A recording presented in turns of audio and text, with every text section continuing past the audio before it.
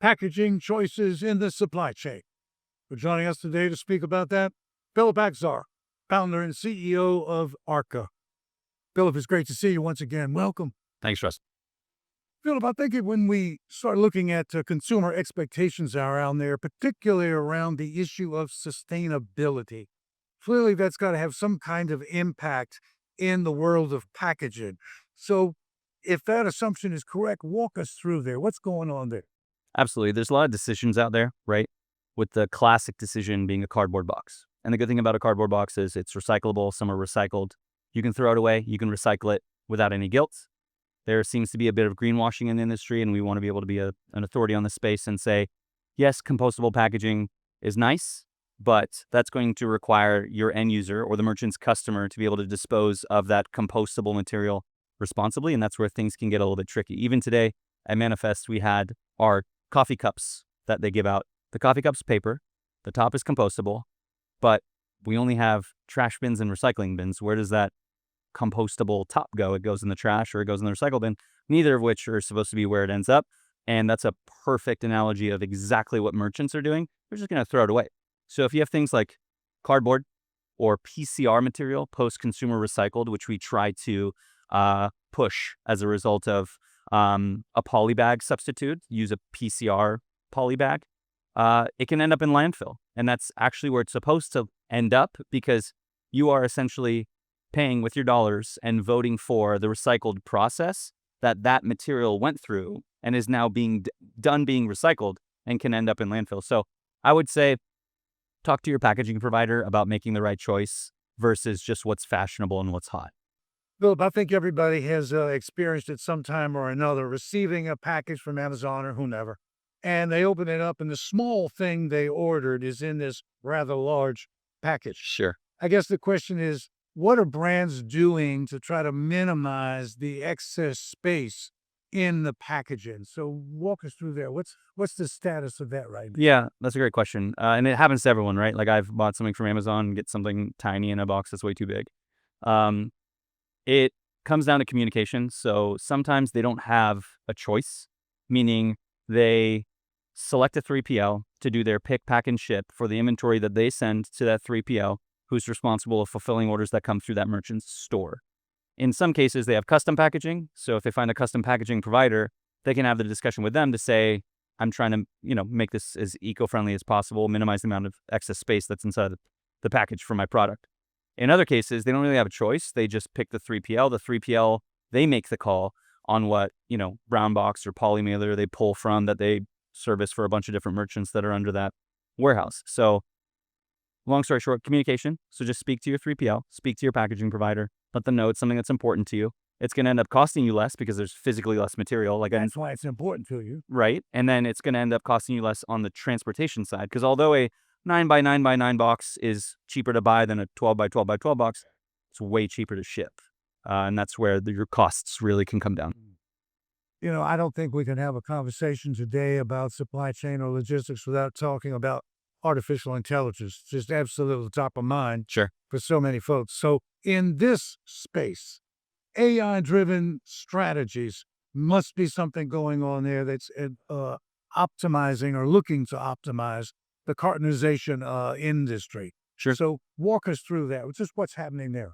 Yeah, absolutely. I mean, in recent history, you'd have to have, let's say, someone on the data science team or on the stat team come in, run an analysis of all the SKUs that you carry and develop some sort of strategy around the packages that you have. Whereas today, and a ton of people on the floor too, they have like AI agents for logistics, different types of services and technology that cater around AI. You can just simply track trends, forecast what packaging you need and what packages and sizes that you need to carry based on the product sizes that you have. So as long as the data is there, whether you use some service provider that gets the data to you or you do a good job tracking the data yourself, AI can be a super powerful tool to help you save costs on transportation. Let's talk about integration, though, with the order management and warehouse management systems, technology that's happening right now in that space. Walk us through there. What's going on? Sure. I mean, warehouse management systems like WMS, TMS, there's a ton of players out there. You'll notice some folks that are out on the floor that have put the word AI next to their company name, and that wasn't the case last year. I actually encourage that. I mean, if you're going to develop some sort of solution and you're on the cutting edge, which is what Manifest Conference is all about, right? Like this very partnership focused, technology discovery focused, and including AI into your technology stack, as long as it's actually functioning in a way that's helpful to the merchant, I think is a great idea. Want to return to for just a moment to sustainability, if we might. Let's talk about carbon footprint. Let's talk about last mile delivery. So let's talk about how the choices that you make when it comes to packaging. How is it affecting that footprint in that particular area of the delivery? Totally. Honestly, it comes back to the warehouse. So when you look at it from the beginning to the end, right? There's negative rippling effects throughout the entirety of the supply chain if you have a product in a package that's too big. Why? Less space on the warehouse floor, excess space that's inside of the package itself, less space on the pallet, which means less space in the back of the truck, which means more deliveries required to fulfill the mission of whatever's supposed to be going out of that warehouse, right? So making the right choice of an optimal package can decrease your carbon footprint throughout many different parts of the supply chain. And it really just starts with that package. And that's something that's typically being a bit, it's a little bit of an oversight on the technology builder's standpoint, and it's a bit of an afterthought on the shipper standpoint. You'll see a lot of companies out on the floor that are maybe helping with palletization and optimizing your fleet. But when it comes to get started on the packaging level, it's going to have compounding effects throughout the rest of the journey of the product up until last mile delivery. Great information. The final question, for the benefit of anybody who is not entirely familiar with Arca, talk to us for a moment or two about the focus of the company. Just what does it do? Sure. Thanks for asking, Russell.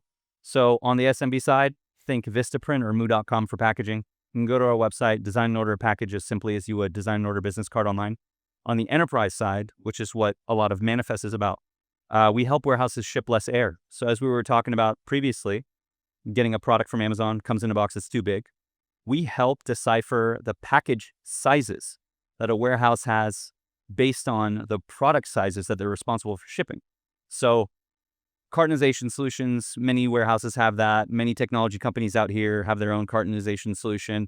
That's the concept of, is this product going to go in this package? What we do is actually sit on top of that. We say, what packages should your warehouse carry to begin with to even make that decision, right? So Arca can come in, take a look at what packages that you have, take a look at what products you have, and we'll create an optimal suite for you so that you ship less air and ultimately save on transportation costs.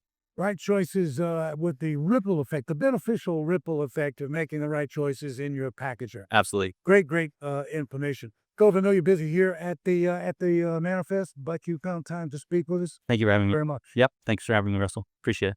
That's Philip Akhzar.